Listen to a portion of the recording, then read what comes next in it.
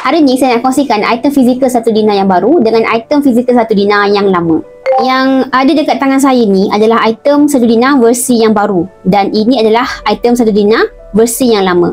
Kalau kita cerita tentang item 1 dinar versi baru, dia datang dalam bentuk kad macam ni, dan dia punya gold certificate ataupun sijil keturunan.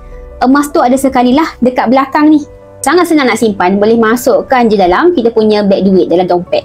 Bagi item 1 dinar versi yang lama, datang dalam bentuk coin macam ni, dan dia punya sijil keturunan terpisah daripada 1 dinar tersebut. Yang bestnya 1 dinar versi lama ni, kita boleh buka dan kita boleh rasa sendiri macam ni. Saya buka ni, kita boleh pegang. Tapi kalau dalam bentuk kad ni, susahlah kita nak pegang.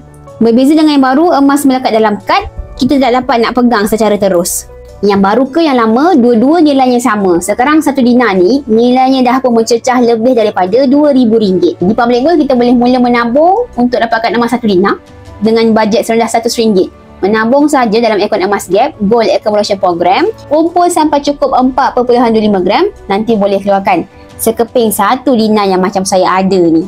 Nak dapatkan bimbingan lanjut, boleh klik link bio. Saya bantu mudahkan urusan tuan-puan buat simpanan emas di Public Gold.